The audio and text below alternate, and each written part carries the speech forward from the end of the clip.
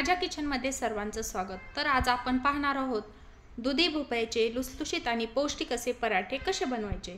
तर त्यासाठी मी इथे एक कोवळा दुधी घेतलेला आहे, तो धुवून घेतलेला आहे। आता तो कट करून या खिसणीच्या सहाय्याने मी खिसून घेणार आहे। पूर्ण भोपळ्याचे मी पराठे बनवलेले आहेत, तर पूर्ण भोपळा या खिसणीच्या सहाय्याने आपल्याला खिसून घ्यायचा आहे आणि खिसताना तो सालींसकट खिसायचा आहे, कारण त्याच्यामध्ये पौष्टिक असे घटक असतात, त्यामुळे साली सुद्धा घ्यायच्या आहेत। पाहता भोपळा खिसून झालेला आहे।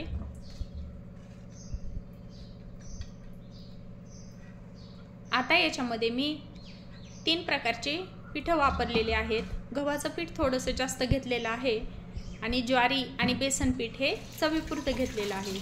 तर गव्हाच्या पिठामुळे आपल्याला ते पराठे लाटता येतात। जर धपाटे बनवायचे असतील तर आपल्याला ज्वारीचं पीठ गव्हाच्या पिठा इतकंच घ्यावं लागतं, पण इथे मी गव्हाचं पीठ थोडंसं जास्त ह्या वाटीच्या साहाय्याने घेतलेलं आहे। आत्ता मी जी तुम्हाला वाटी दाखवली त्या वाटीचं मोजमाप केलेलं आहे।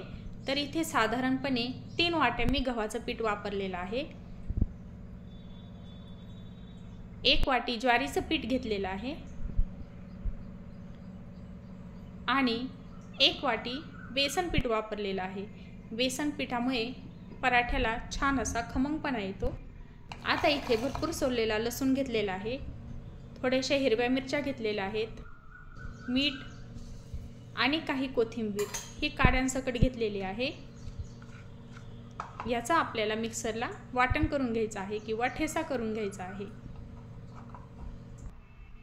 हे मी मिक्सरला बारीक करून घेतलेलं आहे। आता हे मी पिठामध्ये टाकत आहे।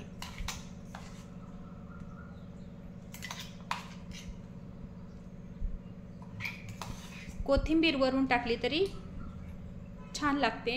काही कोथिंबीर मी कट करूनही टाकणार आहे। आता आपण ओवा टाकूया। ओवा हातावर थोडासा चोळून टाकला तरी त्याचा स्मेल छान येतो, त्यामुळे पराठ्यांना खमंगपणा येतो। ओवा टाकलेला आहे। आता थोडेसे तीळ टाकूया, तिळामुळे सुद्धा पराठे छान होतात।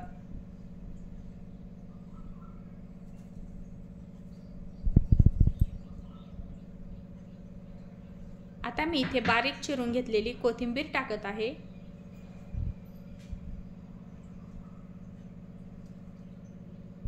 हळद, पराठ्यांना छान असा रंग येण्यासाठी हळद टाकलेली आहे आणि मीठ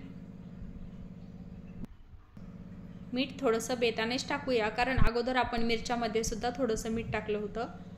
आता हे सर्व आपल्याला मिक्स करायचं आहे। कांदाही टाकलेला आहे बारीक करून, कांद्यामुळे सुद्धा हे पराठे खूप छान लागतात। आता हे सर्व व्यवस्थित एकत्र करून मिक्स करून घ्यायचं आहे।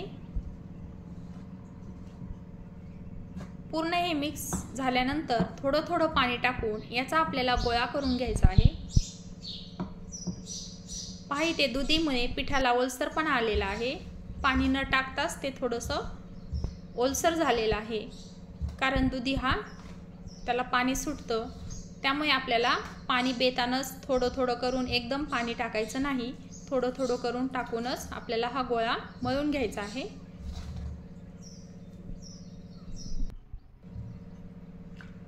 आणि याचा गोळा थोडासा घट्टसरच ठेवायचा आहे, पातळ करायचा नाही, कारण दुधीला पाणी सुटत असल्यामुळे तो गोळा नंतर थोडासा पातळ होतो, सैलसर होतो। पाहता गोळा मळून झालेला आहे। आता थोडंसं तेल टाकून त्याला मऊ करून 5-6 मिनिटासाठी आपण साईडला ठेवून देऊया।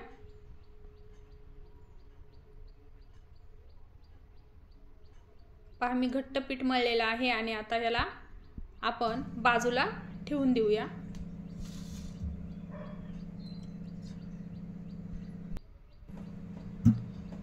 आता आपण पराठे लाटायला घेऊया। तर पराठे लाटताना आपण ते पीठ लावूनच लाटायचे आहेत। तेल लावून जर लाटले तर ते पोळपाटाला चिकटतात आणि लाटताना ते एका साईडनेच लाटायचे आहेत। तुम्ही तेल किंवा तूप टाकून ते भाजू शकता। खमंग असे भाजून घ्यायचे आहेत। पहा गरमागरम असे दुधीचे पराठे खाण्यासाठी तयार आहेत। तर हे तुम्ही नारळाची चटणी, दही किंवा इतर कोणत्याही सुक्या भाजीसोबत खाऊ शकता।